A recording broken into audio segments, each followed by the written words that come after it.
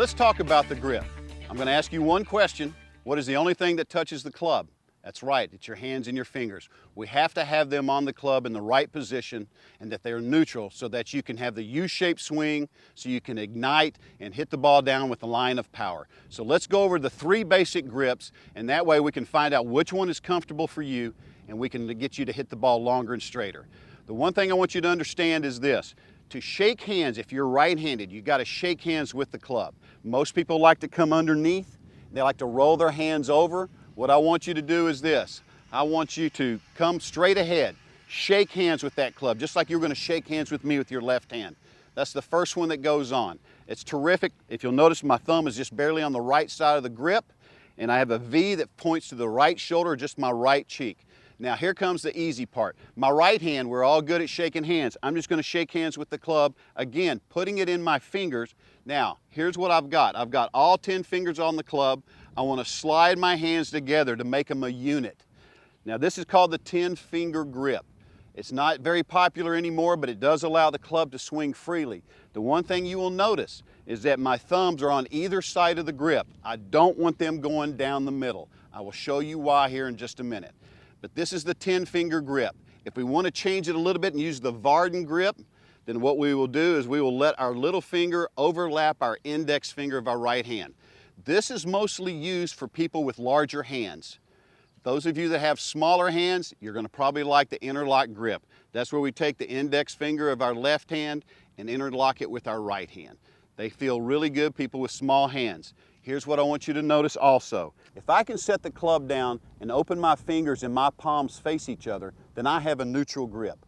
Now what can happen is people can say, well, Bobby, that looks like a strong grip that you have right here. This is a neutral grip with my hands on the strong side of the club. But as long as my hands and my palms face each other, I don't really care where they are on the club. Some of you would like to feel more comfortable with it more on the weaker side of the club. That's okay. That's still a neutral grip because my palms face each other.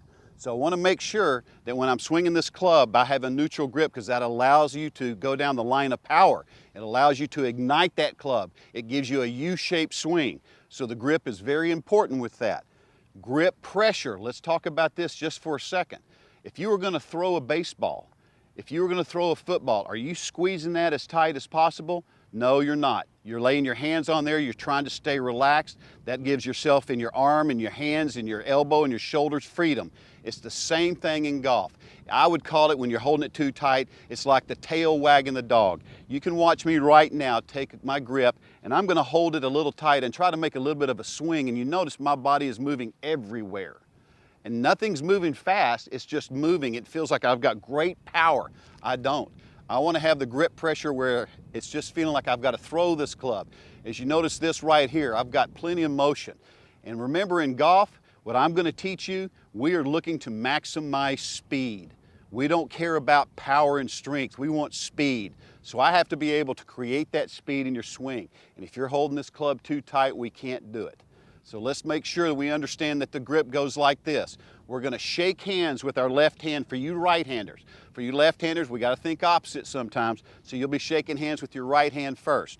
But we're going to talk to the right-hander. You're going to shake hands. You always come at the club like this. And what I'd like for you to do is not have it down here. I want you to have it out in front of you, just like you're going to give me a good handshake. Shake hands. Look how that puts that left hand perfectly on the grip. The V's pointing to my right shoulder. I'm going to shake hands again with my right hand. Remember, I like to use the Vardon grip where I overlap my little finger. You can use the interlock grip. Jack Nicklaus, he has smaller hands. That felt comfortable to him. Or you can have the 10-finger baseball grip. That's okay. All 3 of these are correct.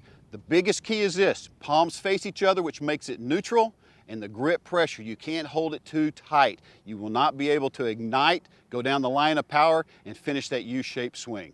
So get your good grip, and I'll see you later.